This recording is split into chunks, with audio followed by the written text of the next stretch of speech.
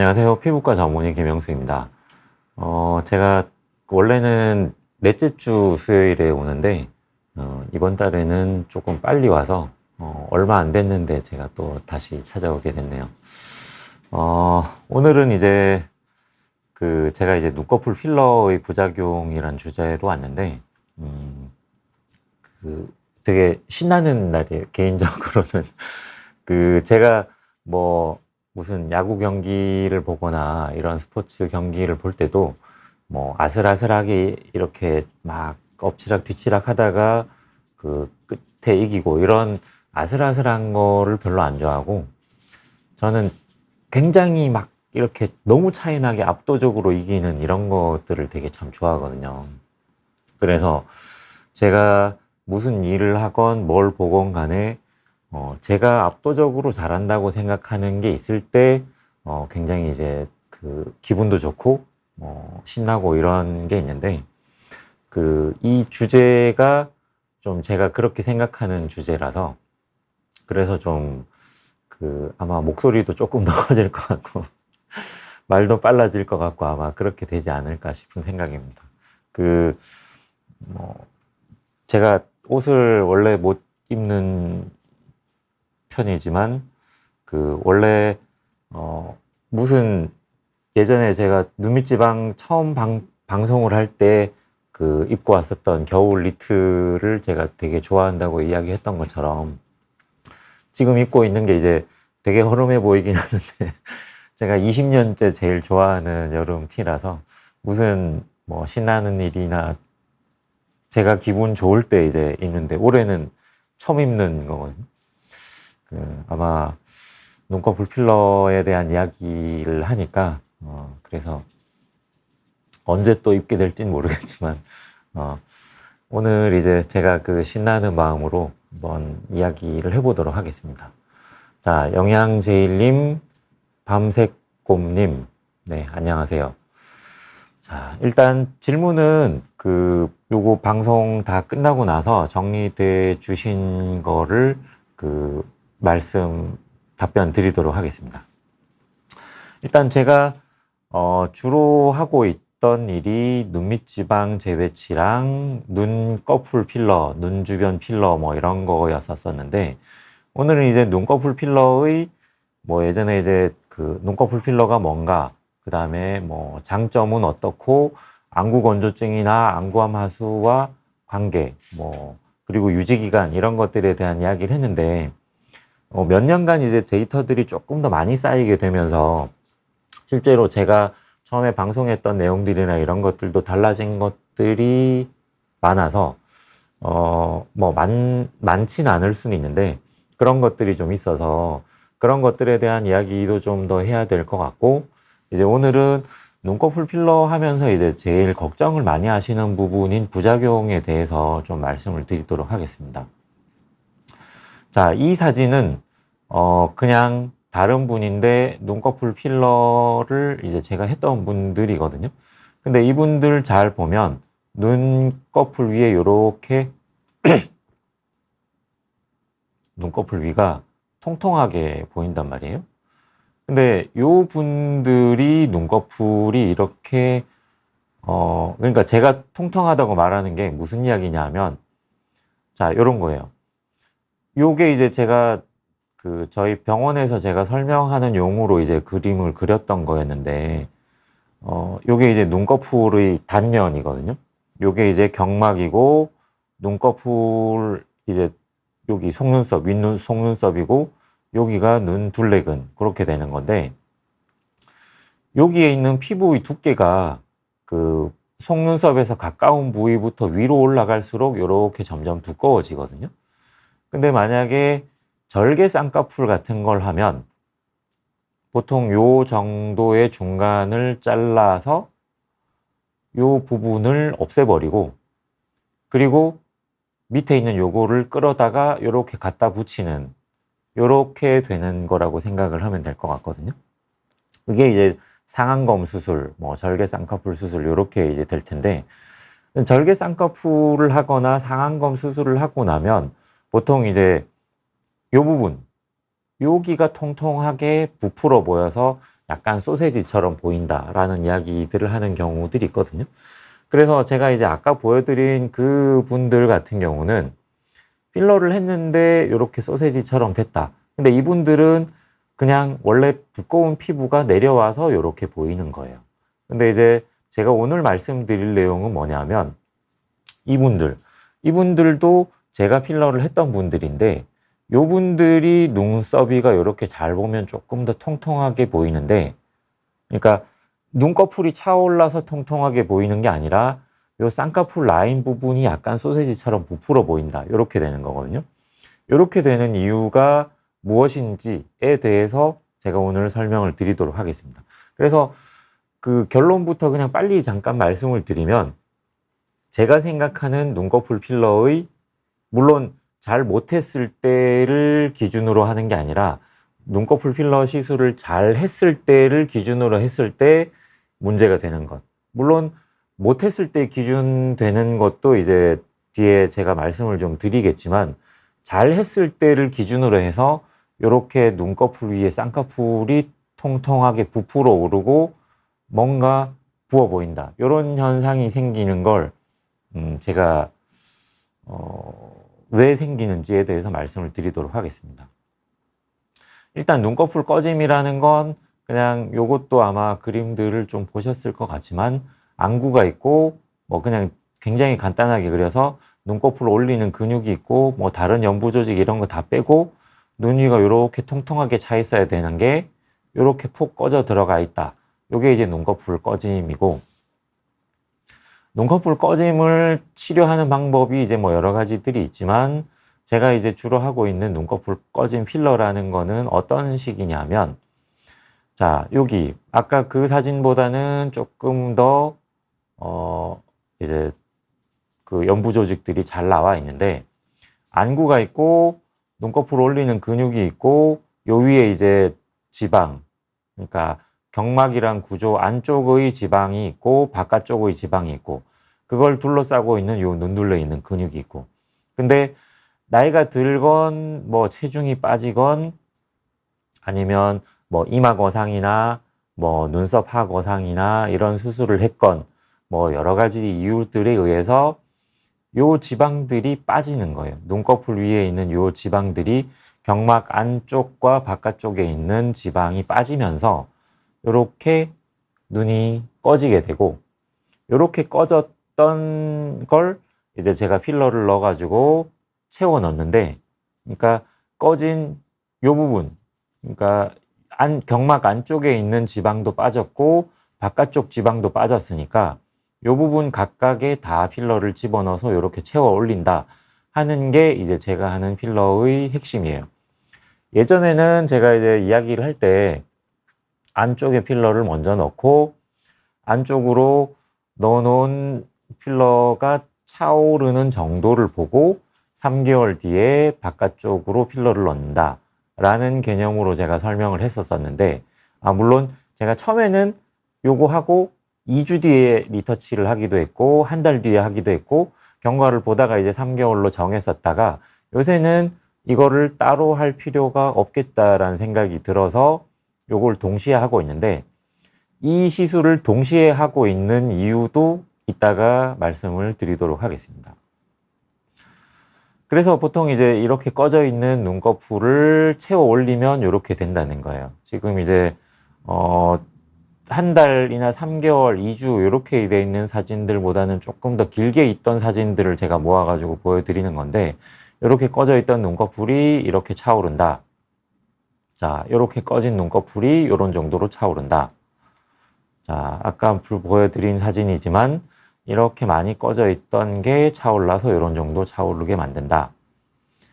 이렇게 꺼진 걸 이렇게 만들고, 자, 이렇게 꺼지면서 겹쌍꺼풀 생긴 것들을 좀 풀어서 만들고, 꺼짐이 심하진 않지만 요 위에 겹쌍꺼풀이 있는 경우에 겹쌍꺼풀을 풀어서 이렇게 평평하게 만들고, 이분도 뭐 꺼짐과 돌출이 있긴 하지만 꺼짐이 심하진 않은데 겹쌍꺼풀이 있던 걸 이렇게 풀어서 뭐 유지가 잘 되는 거 보여드리고, 요분도 꺼짐과 겹쌍꺼풀이 있는 거 좀 유지가 잘 되고 있는 거. 자, 그래서 이제 뭐 효과를 보여드리려고 하는 것보다는 이제 오늘은 눈꺼풀 필러의 부작용이 주제이기 때문에 부작용에 대해서 이제 말씀을 드리면, 제가 쓰는 게 이제 히알루론산 필러니까 HA라고 되어 있는 게 히알루론산이라는 뜻이거든요. 그래서 히알루론산 자체의 부작용, 그 다음에 부위가 눈꺼풀이라서 생기는 부작용, 이렇게 나눠봤는데, 이때도 사실 이렇게 분류를 하는 것보다는 그 HA 필러 성분 때문에 생기는 부작용과 기술적으로 생기는 부작용, 그리고 기술이 좋더라도 눈꺼풀이라서 생길 수밖에 없는 부작용, 이런 식으로 이제 세 개를 나눠야 될 것 같은데, 그냥 이제 그 부작용 이야기를 할 때 보통 그 기술에 대한 이야기를 넣는 경우들이 잘 없는 것 같아서 일단 그냥 저도 요 두 가지 정도로만 한번 나눠봤습니다. 그래서 히알루론산 자체의 필러의 부작용이라고 해서 초기와 뭐 후기 나눠서 뭐 붓거나 붉어지거나 멍들거나 통증이 있거나 가렵거나 뭐 감염이 생기거나 이런 이야기들 하고, 즉시형 그 알러지 반응으로 뭐 염증 반응이나 그 결절이 생기는 거, 이런 이야기도 나오고, 그 다음에 잘 못 넣어서 울퉁불퉁해진 거, 그 다음에 혈관이 막혀서 조직 괴사가 생기거나 실명이 되는 경우, 이런 것들도 이야기를 하거든요. 그리고 후반부가 됐을 때 이제 이런 유가정성 반응, 이물 반응이 생기는 거, 그 다음에 뭐 여기도 이제 결절이 생기는 거, 뭐 필러가 움직여 가는 거, 그 다음에 흉터가 생기거나 비대칭이 생기거나, 이런 식으로 나눴는데, 사실 여기에 이제 내용들이 다 들어가 있는데, 이게 뭐 부위나 히알루론산 필러나 이런 것들의 그러니까 히알루론산 성질 때문에 생기는 부작용과 기술적으로 부족해서 생기는 부작용과 부위에 따른 부작용, 요것들을 이제 다 포함하고 있는 것들이거든요. 그래서 이제 요걸 조금 일반적으로 나눠서 그냥 히알루론산 필러를 했을 때 일반적으로 그냥 생길 수 있는 쉬운 것들, 뭐 좀 부을 수 있고 멍들 수 있고 뭐 감염이 생길 수 있다. 부종이나 멍은 뭐 그때 이제 뭐 사람들의 반응에 따라서, 그리고 혈관 분포가 얼마나 있느냐에 따라서 생길 수도 있는 거고, 시간이 지나면 빠지는 거기 때문에 이거는 사실 별 문제가 안 되는데, 이거는 그 필러 시술을 할 때 얼마나 소독을 잘하고 관리를 잘 했는가, 이런 거에 따라서 이제 달라지는 부분이기 때문에 요거는 좀 문제가 되겠죠. 근데 이제 요런 부종이나 멍 자체가 별로 문제가 되진 않는다. 근데 이제 심각한 부작용으로 생각을 할 만한 게, 아까 이제 감염도 심각한 부작용이라고 할 수 있겠지만, 그 감염이 생기면 그냥 필러를 녹이고 뭐 항생제 쓰고 이렇게 하면은 그것들이 좋아지긴 하거든요. 뭐 물론 지연형 과민 반응 같은 경우에 이제 필러를 넣고 나서 되게 이제 몇 년이 지나고 나서부터 거기에 이제 결절이 생기거나 뭐 이런 그 과민 반응이 생기는 이런 일이 있을 때, 그때 또 필러를 녹이면 되긴 하거든요. 녹이고 뭐 그에 대한 치료를 하면은 좋아지긴 하는데, 뭐 아무튼 이렇게 유가종 결절이 생길 수 있다라는 거가 이제 문제가 되고, 근데 진짜로 심각한 문제, 그리고 제일 사람들이 위험하다고 생각하는 부분이 이제 색전증, 그러니까 즉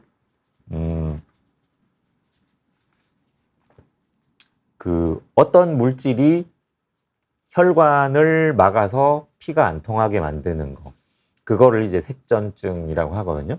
그래서 주로 이제 동맥을 막아서 생기는 뭐 피가 안 가가지고 그 부분이 괴사가 된다거나 뭐 이런 것들이 이제 문제가 되는데, 문제는 눈 주변이다 보니까 눈으로 들어가는 혈관이 막혀서 생기는 실명의 경우나, 아니면 눈이 또 뇌랑 가까우니까 뇌에 들어가는 혈관을 막아서 생기는 뇌경색, 아니면 피부로 가는 뭐 다른 조직으로 가는 혈관들이 막혀서 생기는 조직괴사, 이런 것들이 문제가 될 수 있다는 거죠. 근데 이제 제가 전에 이제 실명의 위험 없이 필러를 맞으려면 이런 이야기를 한번 하면서 요 이야기를 잠깐 한 적이 있는데, 이제 눈으로 들어가는 혈관이랑 필러 들어가는 곳이랑 아무 상관이 없는데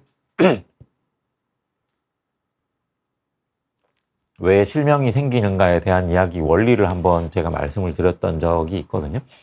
그게 뭐냐면 여기 피부로 나와 있는 요 혈관, 동맥 얘에다가 어쩌다가 이제 필러를 딱 혈관에 집어넣어 가지고 요 혈관을 타고 이렇게 필러가 들어간 다음에 눈으로 들어가는 혈관에서 만나서 요 필러가 눈으로 들어가는 혈관 여기를 딱 막아버리면 그러면 눈을 담당하는 동맥이 막혀버리는 거니까 눈으로 들어가야 될 산소와 영양소 공급이 안 돼서 이제 실명이 생기는 거예요. 그래서 눈으로 들어가는 혈관, 지금 이제 뭐 길게 설명할 건 아니지만 심장에서부터 이렇게 대동맥을 이제 대동맥 아치를 만들면서 몸으로 이제 혈관 공급이 되는데, 이게 목동맥이 나오다가 동맥이라는 거랑 바깥 목동맥이라고 돼서 요 조금 더 빨개 보이는 거는 얼굴 바깥쪽으로 나가고, 이 조금 갈색으로 보이는 요거는 몸 안쪽으로 들어가서 눈으로 공급하는 혈관은 요 안쪽에 있는 일들인데, 그러니까 안쪽으로 들어간 송목동맥에서 눈으로 들어가는 혈관을 공급하고 담당을 하게 되는데, 우리는 필러를 이 안쪽으로 주사할 일은 없지만 바깥쪽으로 주사하는데 왜 그렇게 연결이 되는가? 이게 이제 바깥 목동맥과 송목동맥이 요 눈 주변, 요 근처, 코 주변 요런 데서 이제 서로 연결이 되는 부분들이 있단 말이에요. 그래서 그 연결되는 부분들이 뭐 요렇게 이제 이런 것들이 있는데, 주로 미간과 코 요쪽에 있다. 그래서 안과학회 논문에서 이제 실제로 이제 뭐 어떤 미용 시술을 하고 나서 생겼던 실명 혈관이 막혔던 분들의 44명의 이제 케이스를 한번 분석을 해봤더니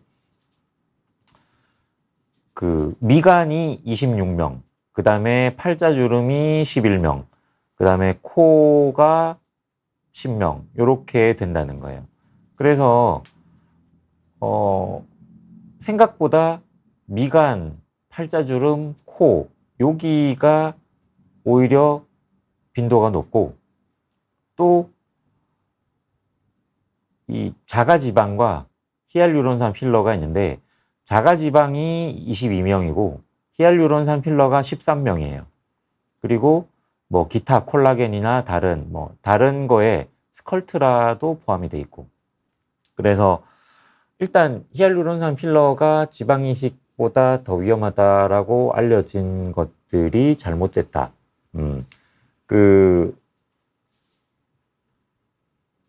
저희가 이제 환자분들이 궁금해하시고 이제 물어보시는 흔한 것들 중에 눈꺼풀 필러가 굉장히 위험하니까 지방 이식하라는데요 라는 이야기들이 너무 많고, 무슨 댓글들이나 이런 것들도 보다 보면 다 그게 이제 실제로 그런 일을 겪은 사람들은 정말 없을 테니까. 근데 어떤 사람들이 이제 다 글을 쓴 걸 보면 누군가가 그런 이야기를 했을 수도 있고, 아니면 뭐 그게 이제 정말 어떤 병원들에서 이제 뭐 소위 말하는 알바를 동원해서 이제 그런 여론을 만든 건지, 어쨌든 지방 이식 말고 필러는 위험하다, 실명이 된다, 지방 이식 해야 된다라고 하는데 실제로 지방 이식이 훨씬 더 위험한 걸로 나와 있고, 그 다음에 눈꺼풀이 되게 위험하다 하는데 눈꺼풀은 뭐 물론 이제 이게 왜냐하면 눈꺼풀에 필러를 하는 경우보다 이 부위들의 필러를 하는 경우들이 훨씬 더 빈도가 높으니까 이렇게 나왔다라고 생각을 하는 게 현실적으로 더 맞을 것 같아요. 왜냐하면 실명이라는 빈도가 굉장히 낮다 보니까 제가 이제 실명이 생기는 기전에 대해서 이야기를 하면서 정말 몇 가지 조건들이 진짜 맞아야 되는데 그렇게 일부러 맞추기도 사실 힘들 거다라고 이야기를 했었거든요. 그 이야기를 이따가 금방 다시 할 텐데, 그래서 이제 이 자마 안과 논문에 나온 방금의 내용 요약하면 2014년에 한국인 대상 44명을 분석을 해봤더니 지방이식이 훨씬 더 광범위하게 손상되고 뇌경색이 동반이 되는 경우, 그 다음에 시력 예후도 굉장히 불량했다. 히알루론산 필러 때문에 뇌경색이 됐다 이런 이야기가 나오지는 않거든요. 그래서 제가 이제 아까 원리 이야기를 했는데 눈으로 들어가는, 그리고 동맥이 여기고 뇌로 들어가는 동맥이 여기일 때 우리가 만약에 피부로 집어넣는 필러가 그러면 이 공간을 다 채우고 내려가서 이렇게 눈으로 들어가는 동맥, 뇌로 들어가는 동맥 이렇게 들어가야 되는 거거든요. 그래서 혈관 내로 일단 필러가 들어가야 되고 이 혈관을 다 채울 만큼의 충분한 양이 들어가야 되고, 그 다음에 동맥압을, 그러니까 심장에서부터 이렇게 바깥쪽으로 펌핑돼서 나가는 방향이니까 이 동맥압을 이길 정도의 속도로, 압력과 속도로 그 주입을 해야 된다라는 거죠. 그래서 이걸 피하면 실명의 부작용을 예방을 할 수 있다.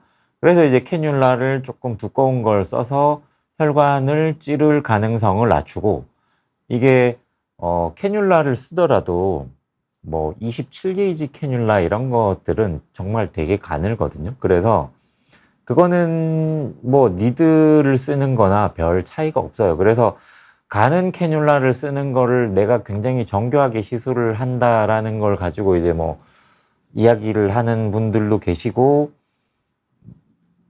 뭐 하여튼 근데 실제로 캐뉼라를 가는 거를 쓴다고 그 정교하게 되는 게 아니라, 저는 이제 뭐 23에서 제일 가는 걸 써봐야 25 정도 쓰는데, 그렇게 해서 넣어도 얼마든지 정말 미세한 그 차이, 그러니까 그 굴곡을 없애는 그런 것들 가능하거든요. 그래서 뭐 27 이런 거를 굳이 쓸 필요가 근데 쓰시는 분들도 계시니까 그분들은 이제 그게 익숙해서 더 쓰시는 걸 테고, 아무튼 캐뉼라가 너무 가는 거 말고 적당히 두께가 되는 걸로 혈관을 찌르지 않도록 하고, 이만큼의 혈관을 다 채우도록 하지 않는 방법, 소량씩 집어넣고 약하게 천천히 집어넣는 거, 요 세 가지 정도만 잘 지켜도 이런 위험성은 사실 거의 생기지 않는다. 그리고 이제 이거에 더해서 제가 이제 하다 보면서 생긴 약간의 노하우들이 더 있는데, 뭐 아무튼 그래서 이제 뭐 실명 이런 이야기들을 이제 제가 그 이야기를 하는 거는 제일 걱정을 많이 하시긴 하지만 생각보다 눈꺼풀은, 그리고 눈 밑은 실명의 위험 부위가 아니다 라고 생각을 하셔도 된다는 겁니다. 그래서 이제 제가 뭐 이런 것들에 대한 거 말고 이제 오늘 주제로 주요하게 말씀을 드려야 될 게, 눈꺼풀이라서 생기는 부작용이 울퉁불퉁함과 필러 흘러내림이에요. 이것도 아까 처음에 말씀드린 것처럼 히알루론산 필러의 부작용 이야기할 때 이제 처음에 다 나왔던 이야기이긴 하거든요. 그러니까 울퉁불퉁함은 처음부터 문제가 되는 거고, 필러가 아까는 이제 마이그레이션이라고 이동이라고만 써 있었는데 그 내용들을 이제 제가 이야기를 하는 거예요.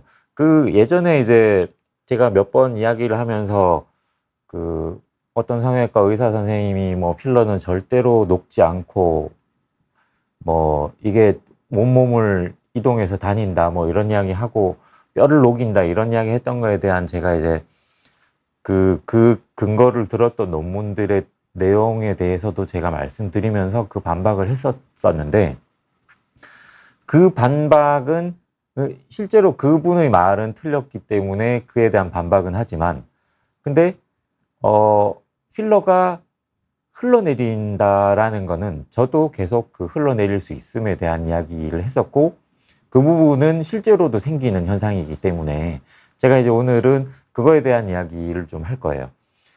울퉁불퉁함은 사실 기술적인 문제거든요. 그래서 이거는 잘하면 울퉁불퉁함이 생기지 않는데 이게 눈꺼풀뿐 아니라, 그러니까 눈꺼풀은 정말 울퉁불퉁하지 않게 만들기가 쉽지가 않은데,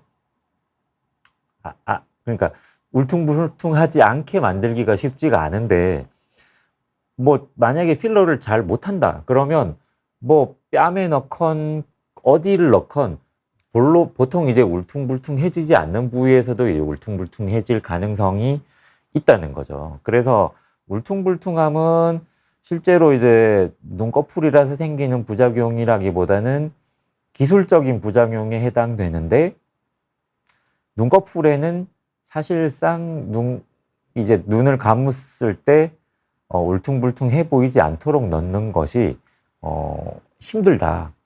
지금 보면 이분은 이제 여기 요렇게 눈꺼풀 위에 요 통통하게 보이는 거 있잖아요. 요것들 제가 이제 10주 후라고 이거 써놨는데, 제가 슬라이드를 잘못 만들었고, 요 분들이 이제 이 시술을 하기 전이에요. 근데 이제 이분들은 예전에 다른 데서 필러를 맞거나 지방 이식을 하거나 그렇게 해서 이제 요렇게 보이는 건데, 이게 무슨 이야기냐면 여기 지금 눈을 감았을 때 요렇게 타이어처럼 통통하게 부풀어 보이는 요 부분들, 요게 이제 눈꺼풀 필러랑 지방 이식을 옛날에 했던 자국이라는 거예요. 그래서 제가 항상 이야기하지만 눈꺼풀 필러를 했을 때 눈을 뜨고 있을 때는 이 옛날 필러나 지방 이식한 거 이런 것들 안 보이거든요. 근데 감으면 보인다. 그래서 이제 누군가는 여기 구조적으로 어떻게든 넣으면 보일 수밖에 없다라고 이야기를 하는데, 실제로 지방은 어떻게 해도 보일 수밖에 없는 게 맞아요. 왜냐하면 지방은 그만큼 정교하게 넣기가 사실 불가능하니까. 생착이 잘 되면 평생 유지되는 장점이 있긴 하지만, 일단 지방을 살려서, 만약에 지방을 울퉁불퉁하지 않을 정도로 이렇게 잘 펴서 넣을 수 있도록 잘 다져서 넣었다 그러면 사실 그 지방 잘 못 살거든요. 그래서 그거는 지방 이식의 의미가 별로 없는 거예요. 지방 이식을 해가지고 뭔가를 살리려면, 그 지방이 살아남도록 하려면 어쩔 수 없이 이렇게 눈 감았을 때 티가 나는 이런 현상들이 생길 거라는 거죠. 아마 뭐 이걸 보면 이제 제가 최근에 이제 뭐 이 눈꺼풀 필러랑 뭐 이런 것들 때문에 이제 다시 제가 블로그를 다시 좀 쓰고 뭐 해야 되겠다 생각하면서 막 검색들을 해보니까, 예전에는 제가 이제 이런 내용들을 블로그 쓰고 이야기하기 전에는 없던 내용들이 되게 많이 나왔더라고요. 아마 좀 제 이야기가 나간 건가 하는 생각이 들긴 하는데, 어쨌든 그 지방을 이렇게 평평하게 펴서 넣을 수 있는 선생님이 있으면 뭐 그렇게 하셔도 괜찮을 것 같은데, 아마 제 생각엔 필러로도 그렇게 만들기 힘든데 지방으로 과연 가능할까? 저는 안 될 것 같습니다. 그래서 이게 왜 이런 일이 생기는지를 한번 보여드리면, 아까 제가 이제 요게 이제 눈 꺼져 있을 때의 모양인데, 꺼져 있는 이때에다가 필러를 보통 여기다 요렇게 집어넣는단 말이에요. 그러면 요렇게 집어넣는 필러가 여기 워낙에 피부도 얇고 눈 둘레 있는 근육도 얇은데 요렇게 덩어리져서 들어가 있으면, 눈을 감으면 당연히 그냥 채우는 볼륨의 역할만 하지만 감았을 때는 이게 퉁퉁하게 이렇게 보일 수밖에 없다라는 거죠. 그래서 얼마나 이거를 평평하게 잘 집어넣어 주는가, 그게 이제 기술적인 문제라는 거예요. 그래서 대부분의 경우에 눈꺼풀에 필러를 했을 때 요 그러니까 이렇게 볼록하게 튀어나오는 게 나오게 넣는 경우들이 대부분이고, 아주 잘 하시는 일부 선생님들의 경우에는 이제 요거를 눈 감았을 때도 티가 덜 나게 하시는 것 같아요. 제가 눈꺼풀 필러를 되게 이제 많이 하면서 정말 자신 있게 압도적으로 아마 제가 전 세계에서 제일 잘하는 게 아닐까라는 생각을 하게 된 이유들도 음, 눈꺼풀 필러를 검색을 해보면 이제 뭐 광고를 하는 병원들과 뭐 여러 이제 곳들이 뭐 많이 생겼지만 제일 유명한 곳 두 군데 정도가 있거든요. 뭐 저희를 포함하면 세 군데 정도 될 텐데 그 두 군데 선생님들한테서 하고서 이제 나중에 저한테 오시는 경우들이 있어가지고 그 결과들을 이제 좀 보다 보면 이제 그분들도 굉장히 이제 처음에 넣었었을 때 잘 넣으셨는데 물론 이제 뭐 그분들은 요렇게 눈 감았을 때 울퉁불퉁하게 넣진 않아요. 근데 그분들을 제외한 다른 분들은 거의 대부분 다 울퉁불퉁하게 이렇게 된 상태로 오기 때문에 일단은 그냥 녹이고 새로 하자라고 제가 하거든요. 그래서 요 울퉁불퉁함이 문제가 된다 하는 건데 제가 이제 지금 두 번째 말씀드릴 이 내용은 울퉁불퉁함이 아니라 필러의 흘러내림에 대한 이야기를 하는 거예요. 자, 이분 보면 이분은 이제 제가 한 분인데 필러가 흘러내린 셈이 되는 거거든요. 워낙에 눈꺼풀이 많이 꺼진 데다가 이분 채우고 나니까 겹주름이 너무 많이 생기는 거예요.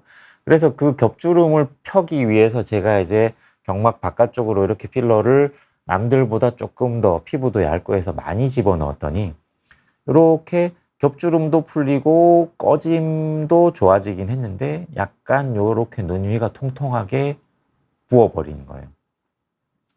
눈 감았을 때 뭐 티가 뭐 엄청 난다는 아니지만 이렇게 부은 모습이 되는 거고. 자, 두 번째 요분도 워낙에 이렇게 특이한 모양으로 이제 눈꺼풀이 접혀 있어서 그냥 채워 넣는 것만으로는 이 접힘과 유착이 풀리지 않아서 제가 유착을 풀면서 경막 바깥쪽으로 필러를 조금 남들보다 많이 집어넣었더니 쌍꺼풀 라인 위가 이렇게 통통하게 부풀어 오른 것처럼 보이는 거예요. 자, 이런 현상이 그럼 왜 생기는가? 제가 아까 꺼진 거에 필러를 넣었다라고 이야기했는데 이렇게 이제 필러를 만약에 아까 이렇게 덩어리로 넣는 것보다 조금 더 평평하게 이렇게 잘 넣었다라고 이제 가정을 하면 이 부분에 필러를 넣어서 이 꺼진 걸 다 채우려고 이렇게 많이 넣다 보면 여기에 있는 필러가 시간이 지나면 점점 더 빠지긴 할 텐데 문제는 요 눈둘레 있는 근육이라는 구조와 요 눈둘레 있는 근육과 요 안화 경막이라는 구조가 다른 조직이 이렇게 붙어 있는 거거든요. 다른 조직이 여기가 붙어 있는데 이 사이에 내가 필러를 넣어 두는 거예요. 그러면 조직이 다른 게 억지로 붙어 있는데 필러를 넣어 놨으니까 얘는 중력에 따라서 무거워서 내려가려는 성질이 있을 거고 이 조직은 다른 조직이니 그러면 이 조직 사이에서 이 필러가 많던 거면 무거우면 점점 아래로 이렇게 흘러내린다는 거예요. 그래서 이런 모양이 된다는 거예요. 자, 그러면 이 흘러내린 필러 때문에 요 속눈썹 위 라인 여기가 통통하게 부풀어 올라요.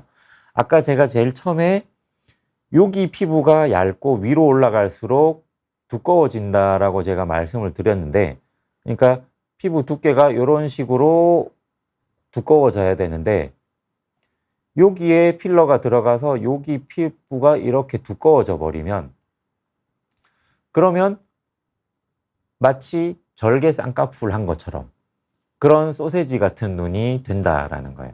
근데 실제로 절개 쌍꺼풀보다 더 보기가 안 좋은 모양이 될 수도 있는 거죠. 그래서 제가 이제 말씀드리는 내용은 뭐냐면 요 다른 조직 안에 필러를 내가 꺼진 걸 다 채울 만큼 여기다 한 덩어리로 잘 못 넣으면 눈 감으면 울퉁불퉁해질 거고, 잘 넣어서 평평하게 잘 집어넣어도, 눈 감아도 안 보일 정도로 잘 집어넣어도 그 양이 많으면 아래로 흘러내린다는 거예요. 그래서 눈꺼풀 필러를 유명한 곳에서 잘 맞았는데 1, 2년이 지났는데 봤더니 이렇게 속눈썹 위 라인으로 이렇게 통통하게 비쳐 보인다. 이런 경우들이 흔하게 찾아오시거든요. 자, 그러면 어떻게 해야 되는가? 제가 이걸 아이고, 그 두 층에 주입해야 하는 이유라고 돼 있는데 이거 빨리 넘어갈게요. 그래서 제가 왜 이제 요 두 층에다 이렇게 집어넣는가라는 이야기를 할 건데, 여기 이제 일단 원리상으로도 여기 안쪽에 있는 지방과 바깥쪽 지방이 두 군데가 다 빠지기 때문에 두 군데 다 집어넣는다 하는 게 첫 번째 이유가 될 수 있을 것 같고, 두 번째는 여기만 집어넣어서, 그러니까 경막 바깥쪽으로만 집어넣어서 내가 꺼진 눈꺼풀을 다 채우려고 넣으려고 하다 보면 틀림없이 많이 들어가게 되고, 그 많이 들어간 게 나중에는 흘러내릴 수 있을 가능성이 더 크다. 그래서 안쪽과 바깥쪽을 다 넣어서 이 바깥쪽에 넣는 양을 최소화한다 라는 개념으로 하는 거예요.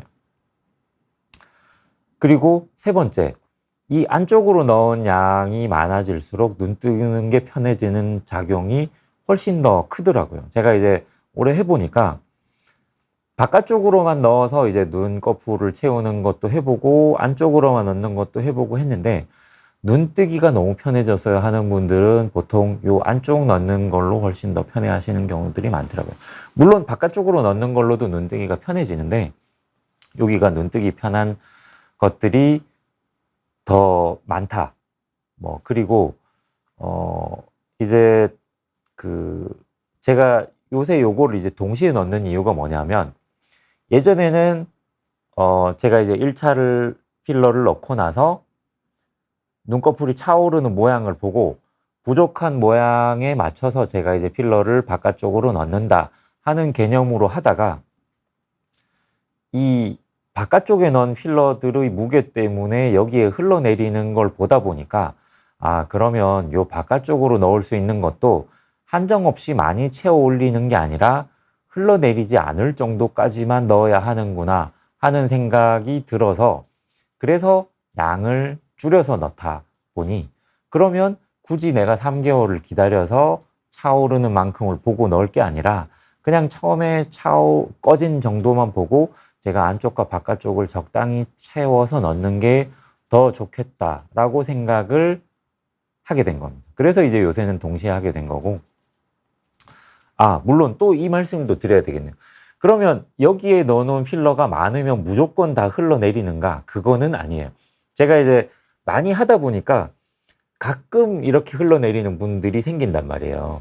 그래서 이게 이 조직이 붙어 있는 강도가 되게 중요하구나라는 거를 생각을 한 게, 그래서 사람들 보면 피부 얼굴 생김새 다 다른 것처럼 피부 늘어짐 정도도 다 다르니까, 그리고 제가 필러를 실제로 해보면 그 안쪽 조직의 유착이 많거나 이 조직이 단단하게 붙어 있는 분들과 굉장히 느슨한 분들, 이런 분들의 차이가 있는 것처럼 여기도 그 차이가 있을 거라는 거죠.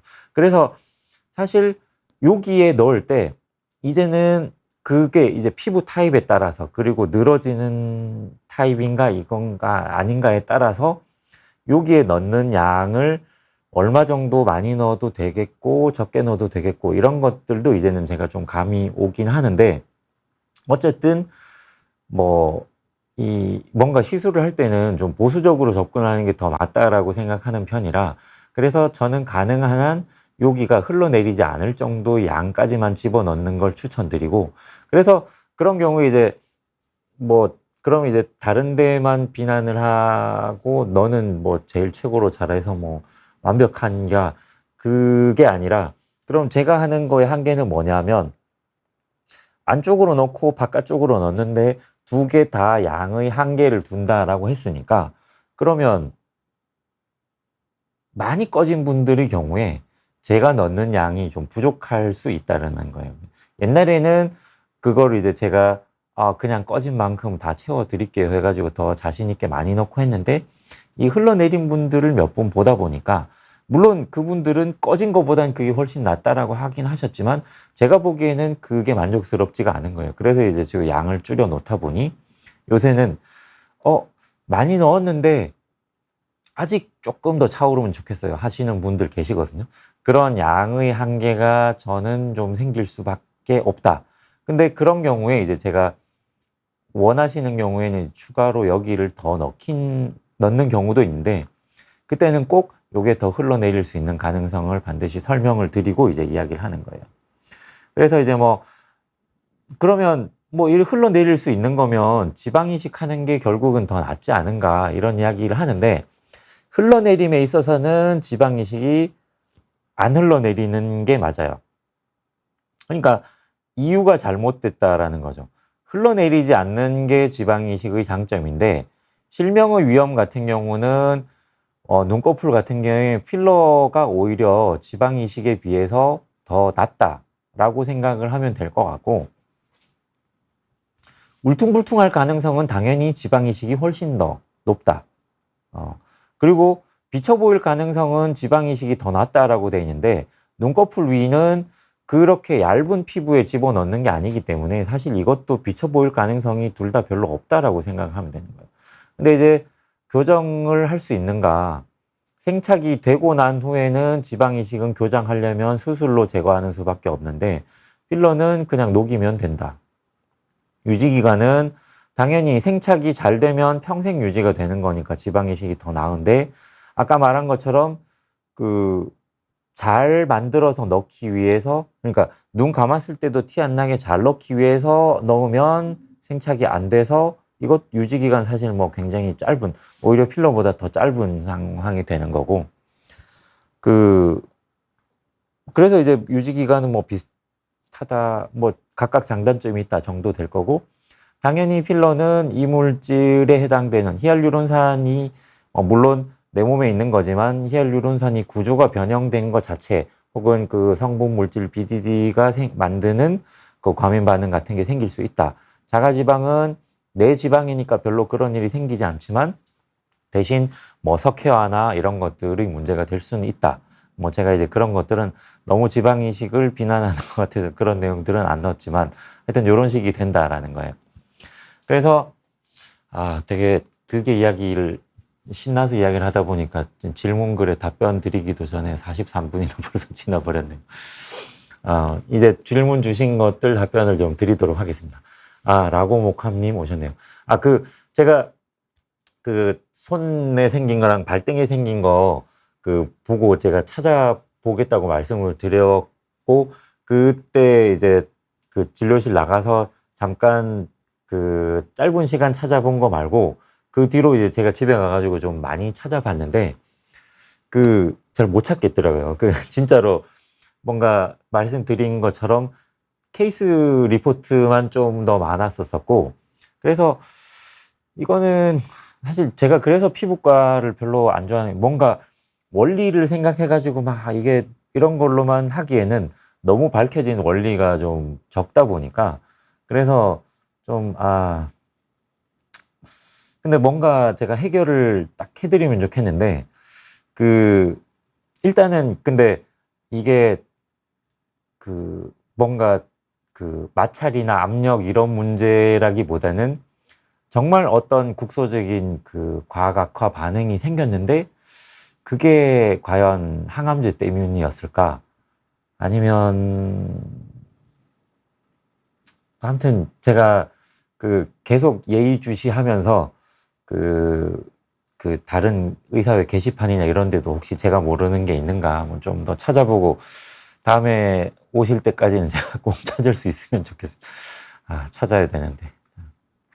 자, 답변 드릴게요. 밤새꿈님, 눈꺼풀이나 눈 밑은 지연성 알러지나 유가종이 잘 생기는 편인가요?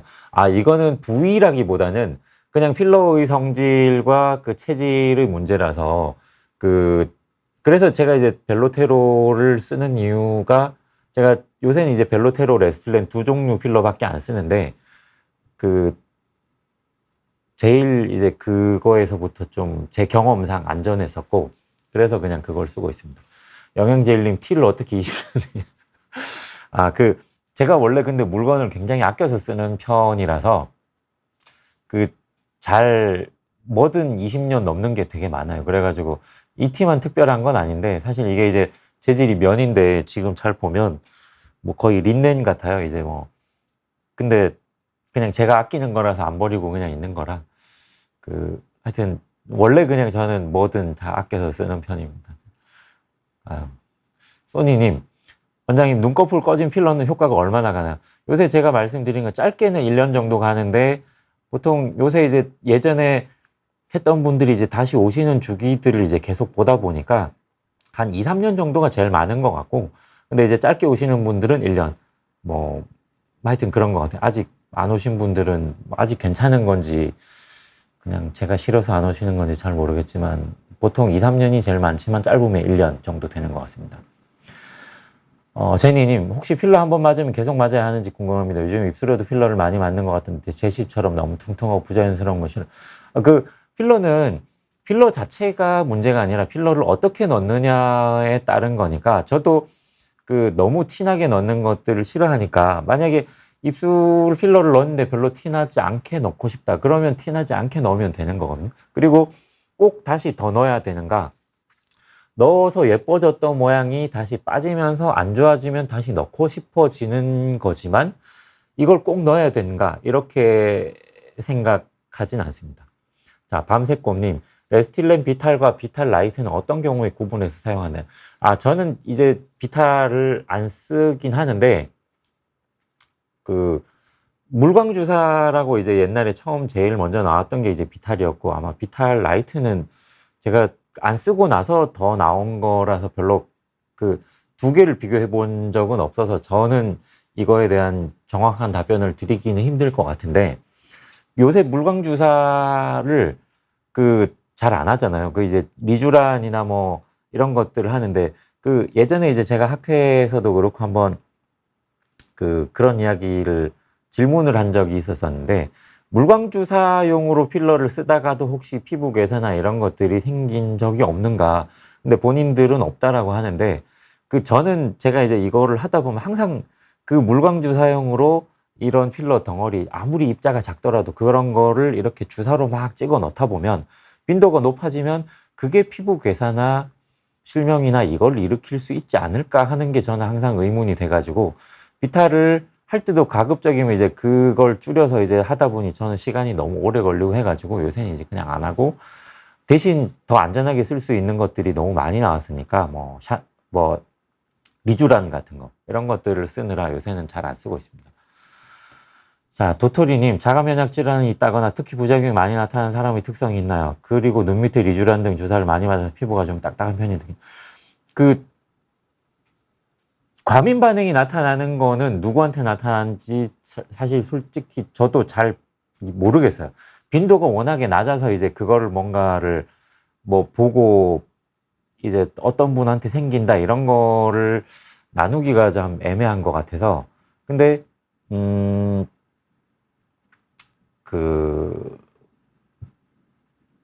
하여튼 이것도 연구가 그래서 실제로 자가 면역 질환이 있는 분들의 경우에는 필러를 이제 절대적 금기는 아니지만 상대적으로 이제 그런 걸 좀 조심해야 될 가능성이 있다라는 이야기가 나오거든요.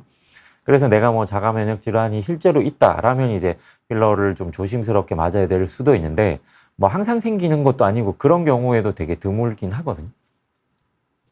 자, 리쥬란 맞아서 피부가 좀 딱딱한 편인데 괜찮아.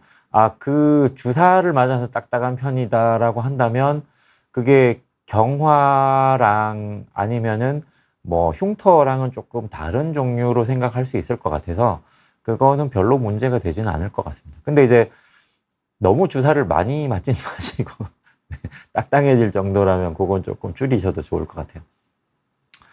자, 뿌잉뿌잉님이 눈꺼풀 필러를 넣어도 주름이 계속되면 낮은 콧대를 필러로 높이면 텐트처럼 중앙부가 올라가서 눈꺼풀 피부도 팽팽해져서 눈꺼풀 주름이 좋아질 수도 있나요? 눈꺼풀 꺼진 필러를 채우면 눈밑 지방이 밀려 내려올 수도 있나요? 겹주름 생긴 경우 환자가 본인 생각에 경막 안쪽에 더 넣고 싶을 경우는 원장님이 환자 눈을 보면 경막 안쪽에 더 넣어도 의미 없을지 더 넣어도 낮은 콧대를 필러로 넣으면 텐트처럼 되는 이유는 여기 뼈가 지지를 하고 있기 때문이고, 진짜로 이 텐트처럼 올라간 부분이 이제 요거를 일시적으로 이제 맞춰주는데, 코 필러가 문제가 그거예요. 그래서 피부는 계속 내리 누르는 힘이 있는데, 여기에 아무리 콧대를 이렇게 텐트 폴대처럼 집어넣어놔도 내리 누르는 힘 때문에 점점 시간이 지나면 결국은 요게 눌리고 퍼지게 된단 말이에요. 그래서 가능하면 안 퍼지는 종류의 단단한 바이페이직 필러를 쓰고, 근데 이것도 뭐 의사마다 좀 논란이 있고 다들 의견이 다르던데, 저는 이제 바이페이직만 사용을 하고 있고, 그렇게 넣어도 퍼지는데 과연 잘 퍼지는 종류의 것들을 넣으면 얼마나 퍼질까? 근데 이제 눈꺼풀에는 이거를 제대로 지지해주는 구조가 별로 없다 보니까 이걸 텐트 폴대처럼 만들기가 사실 힘들 것 같고, 이걸 만약에 부풀려서 주름을 펴고 싶다 그러면 주름은 펴지지만 되게 별로 보기 좋지 않을 것 같아요. 그래서 그런 용도로는 쓰진 않을 것 같고, 눈꺼풀 꺼진 필러를 채우면 눈밑 지방이 밀려 내려올 수도 있나 해서, 보통 이제 옛날에 룰루 현상이라 그래서 눈이 있고 눈 지방이 이렇게 한 덩어리로 돼 있으니까 여기에 있던 게 밑으로 내려가면서 눈밑 지방이 나온다. 그게 이제 오전에는 눈밑 지방 괜찮고 눈 위도 차올라 있다가 오후가 되면 눈 위는 꺼지고 눈밑 지방이 튀어나오는 게 이제 그렇게 됐다라는 걸로, 이제 그걸 이제 룰루 현상이라고 부르기도 하는데, 필러를 집어넣게 되는 그 지방층의 위치가 아래쪽에 있는 그 지방통이랑 구조가 연결이 안 돼 있고 다른 구조거든요. 그래서 눈꺼풀 꺼진 필러를 해가지고 눈밑 지방이 밀려 내려올 수 있다라는 이야기를 하시는 분들의 이야기는 뭐 그냥 안 해보고 아니면 그 구조를 몰라서 한 이야기가 아닐까 하는 생각을 하고 있고, 겹주름 생긴 환자가 본인 경막에 더 넣고 싶을 경우에 그쵸. 이제 근데 제가 경막 안쪽은 경막 때문에 그 이상 더 안 차올라서 제가 이제 필요에 따라서 그냥 제가 안쪽 바깥쪽 어디 이렇게 이야기를 하는데, 간혹 이제 환자분이 나는 안으로 더 넣어주세요, 뭐 밖으로 더 넣어주세요 이런 이야기를 하는데, 그럼 이제 제가 넣어드릴 수는 있지만 효과가 별로 없을 거라던가 뭐 이런 작용이 더 생길 수 있을 거다라는 걸 이야기를 이제 합니다. 아이고, 제가 3분 오버가 됐네요. 일단 길게 설명을 너무 좋아하는 내용이라 신나서 이야기를 하다 보니까 좀 이렇게 됐는데, 하여튼 오늘도 이렇게 와서 잘 들어주셔서 너무 감사드리고, 저는 다음 달 말에 여름 휴가 다 지나고 그때쯤이면 좀 선선해지면 좋겠는데, 그때 다시 와서 인사드리고 말씀드리도록 하겠습니다. 시청해 주셔서 감사합니다.